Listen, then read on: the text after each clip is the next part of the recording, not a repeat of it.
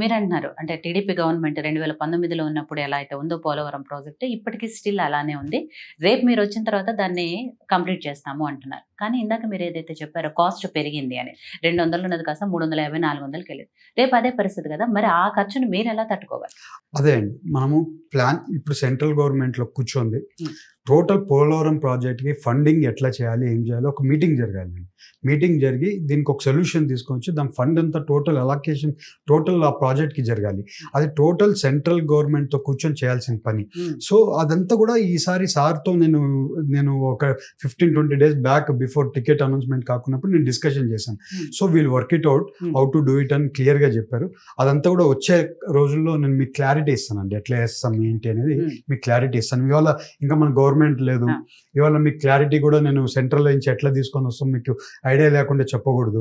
So అవన్నీ clarity వచ్చినాక మీకు అదన్నీ క్లియర్ చెప్తానండి. సో ఇప్పటికే జనాలు ఆల్రెడీ తిరుగుతున్నారు కాబట్టి ప్రజల్లో ఏలూరుకు సంబంధించి 7 నియోజకవర్గాలు ఏవైతే అన్నింటినీ కవర్ చేస్తున్నారు, ప్రతి గడపకి వెళ్తున్నారు.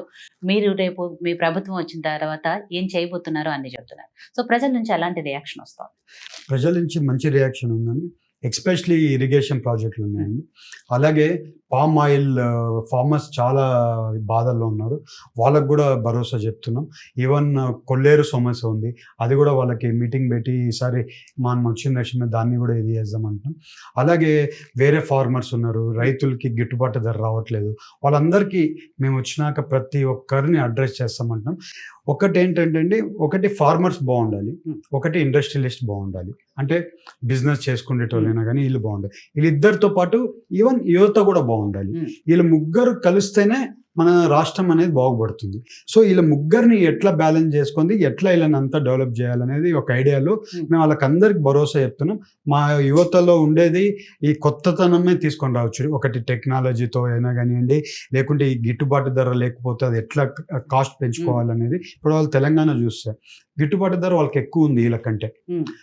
ఈ వాళ్ళకి వచ్చేటప్పుడు మనం కూడా ఫైట్ చేయొచ్చు దాని గురించి, వీళ్ళకి కూడా తీసుకొని రావచ్చు.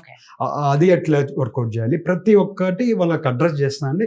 వాళ్ళకి కూడా వాళ్ళ నా మీద నమ్మకంతో ఈసారి నన్ను గెలిపిస్తారు వాళ్ళు. ఆ నమ్మకం వాళ్ళని 100% చేసి చూపిస్తామండి వాళ్ళందరికీ. మీరు అన్నట్టు ఏ రాష్ట్రానికైనా రైతులు, మహిళలు, యువత లేదు అభివృద్ధి, ఇవన్నీ కూడా ఇంపార్టెంట్. యువతకి ముఖ్యంగా టీడీపీలో ఎలా అయితే అవకాశాలు కల్పిస్తున్నారు అంటున్నారో, రేపు ఆంధ్రప్రదేశ్లో కూడా వాళ్ళకి ఉద్యోగ అవకాశాలు వస్తేనే ప్రతి కుటుంబం బాగుపడుతుంది. సో ఆ యువతలో భాగంగా నారా లోకేష్ గారు, ఆయన నాయకత్వంలో, ఆయన యువకులే, ఆయన నాయకత్వంలో పనిచేస్తున్నారు. మీలాంటి యువకులు చాలా మంది ముందుకు వస్తున్నారు కాబట్టి యువతకి సంబంధించి స్పెషల్గా ఏం చేయదలుచుకున్నారు? ఇప్పుడు లోకేష్ అన్న ఉన్నారు, పోయినసారి ఐటీ మినిస్టర్ ఉండేది. ఎన్ని ఐటీ కంపెనీస్ అన్నీ కూడా వచ్చేటి, ఈ గవర్నమెంట్ వచ్చినాక భయపడి వెళ్ళిపోయారు. ఈ గవర్నమెంట్లో ఒక ఐటీ కంపెనీ రాలేదండి.